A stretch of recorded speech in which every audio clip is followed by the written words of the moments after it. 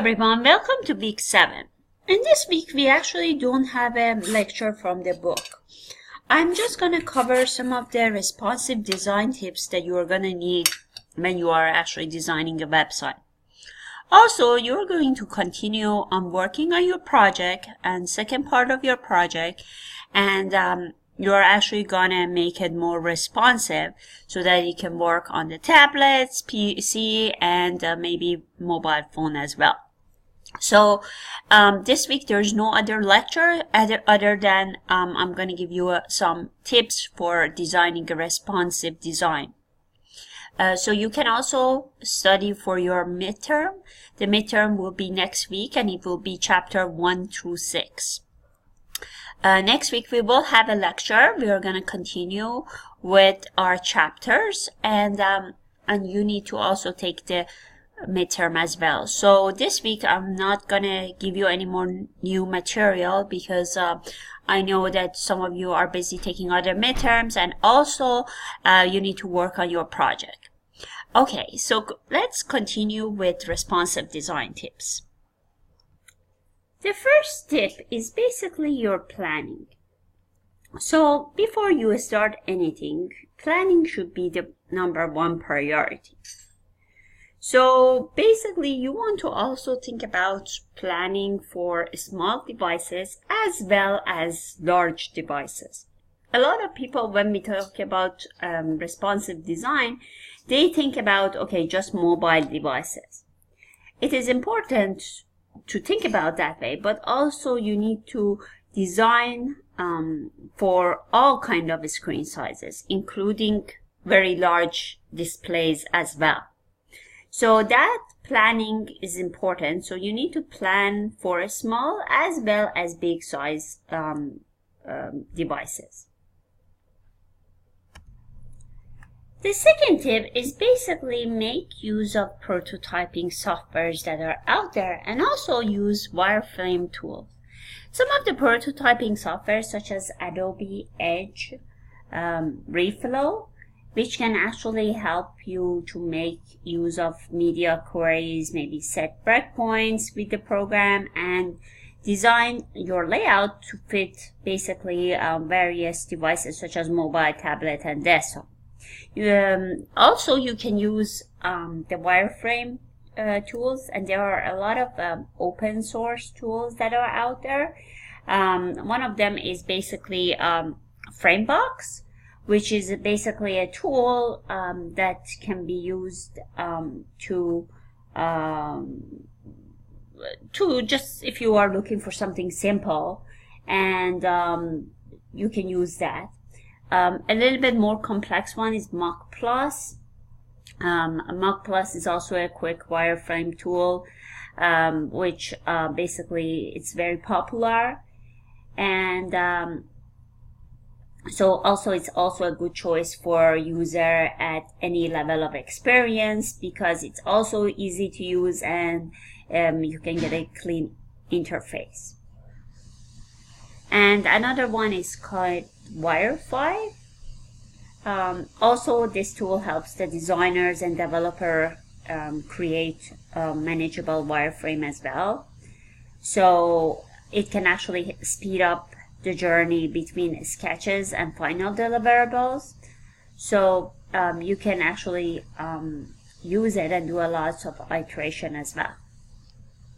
The third tips that I want to give you is basically consider a mobile first strategy.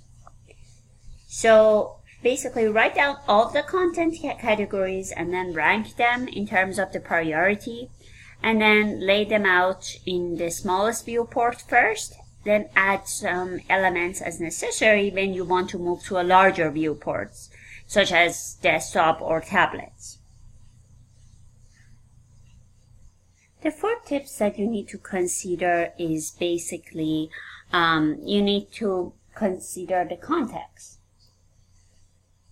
So sometimes a single column layout scales up to span multiple columns as the screen size grows, and eventually you're ending up at whatever the widest supported screen size will be. The fit to size process makes sense from a purely layout scalability standpoint, but it can ignore the actual content. So for instance, if you are designing for a restaurant, you want to make sure that the site layout will fit well on a mobile screen. So context is important, and you just need to think about what context you are actually creating that website for, and make it the way that the users can actually use it easily and in a simple way. So also you want to make sure that you work on a design of it and talk about also with your customer in case of what kind of experience they want to have, because that's why I'm saying you need to consider the context of what you are designing for. Another tip is build the look and feel your site first. This goes back to, again, when you are using the wireframe tool and the prototype. Sometimes, you need to build the entire layout of the interface first before doing any coding. This way, by making it this way, it can actually help the client know what they want. And when building a layout for a mobile site, you need to consider maybe making the button large enough for a fingertip. Another consideration is keeping the design simple and also functional. So many designers, they tend to add too much to a mobile interface, which can cause design and usability problems. So that's why it's important to keep it simple, and before you start coding it, you want to see if the client likes the site. Another tip is to prioritize content differently. When you are moving from multiple columns for large screen displays to a single column layout for maybe a small size screen, which is normally a trait of responsive sites, but you need to consider layout changes don't stop with the columns.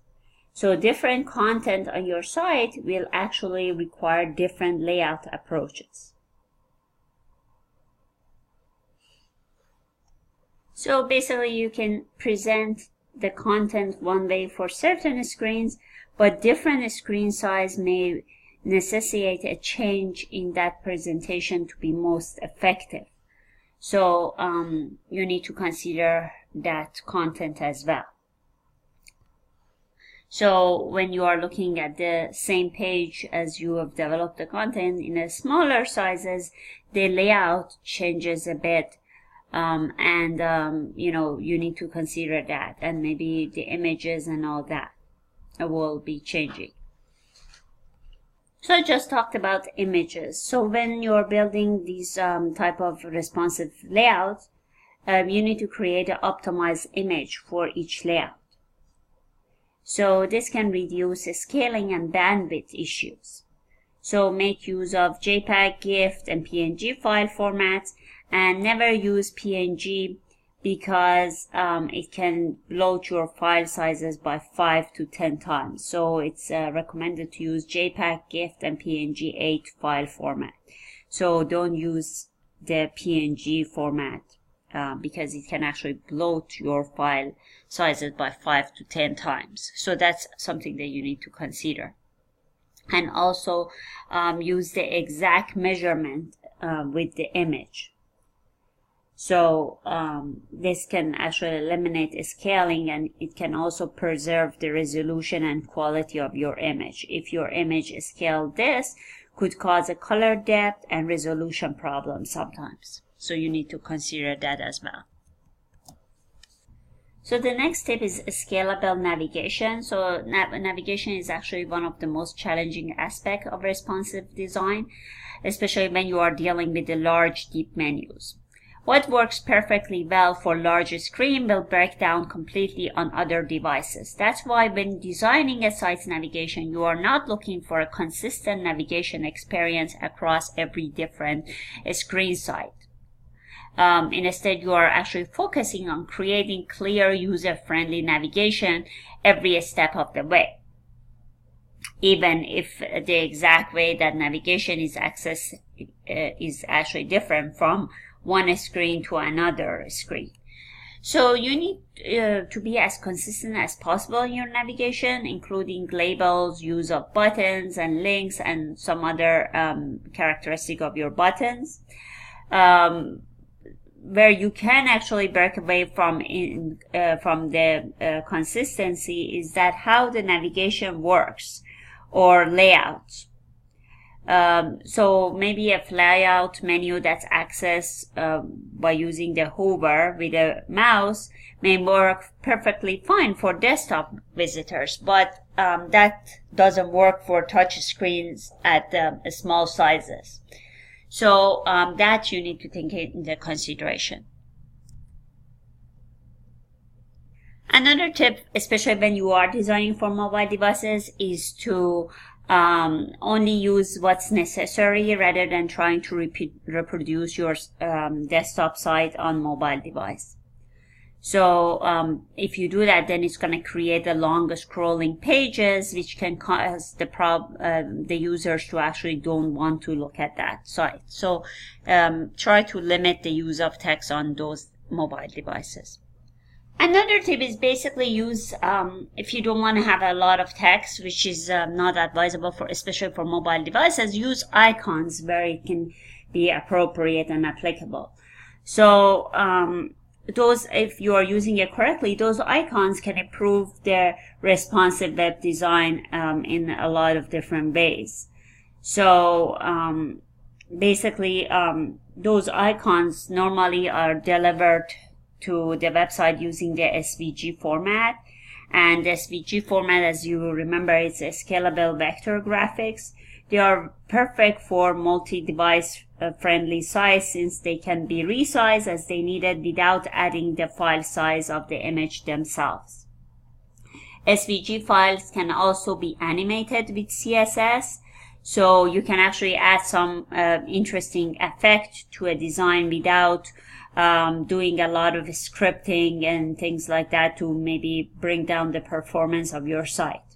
So that's why, using those SVG files in your CSS, you can actually animate that as well. Another tip is basically the font sizes. You need to pay attention to that. Typography is an important part of the web design. It doesn't matter if it's responsive or not, but when you are designing for a responsive site, you should take a special care that your type design choices change along with other aspects of your layout. So when you are choosing a typeface, you need to make sure that your selection works well and it can maintain the overall feel you want, whether you scale it large or small. 16-point body type is both the default on most browsers and also it's a good place to start for all screen sizes. But it's not the end-all requirement. Making the headings clearly, it's important. It needs to be at least 1.6 times as large as the text that they can support. Also, you should include adequate contrast on all your site's copy, including the text versus the background color. Also, the wider a column of text is, the more line height is required to help the user find the start of the next line. So these are some of the considerations that you need to take in the font sizes. Another tip is to have a clean design. This is very important for responsive design, so you need to make sure to strip away from all non-essentials when you are designing sites which are responsive. This can also improve your page loading time, and because remember, the customers, they don't want this site to take forever to load. Another tip is basically you build a toolkit of frameworks. One of the way of creating the responsive design, or maybe the faster way, is to build on what's out there already using the existing themes. Genesis or Thesis, these are the places that you can find themes. and you can use these to create custom child themes for yourself. This can actually save you a lot of time, and you don't have to build from scratch. Also, WordPress has a lot of themes you can use. So there are, and Genesis and Thesis also, they all have, a theme that you can build. So you don't have to start from scratch. Another tip is basically test your design on actual devices. So when you are actually designing, make sure that you have those actual devices to see if they really work. So you can confirm your design before you actually kind of deliver it to the customer. So you can actually interact with those devices that you have designed for. It's very important to do that. And the last tip that I recommend, use media queries. You should think of media queries as a powerful tool. If this size, then it could be this style, for example. So for responsive design, you want to focus on width conditions. Depending on the client's current width, you can load an alternative style sheet or basically add a specific style. So some example from 200 to 640 pixels, you can put media screen, and then you put the minimum width 200 and then maximum width 640. So media queries, they're very easy to use, and it's very useful in kind of when you are designing the responsive design. So that's it. These are some of the tips that you need to consider. So this week we don't have any other lecture. You need to work on your project to take these design tips and kind of make it that it would work on like tablets, PC, or even maybe a smaller screen like a mobile device. Take care for now. Bye-bye.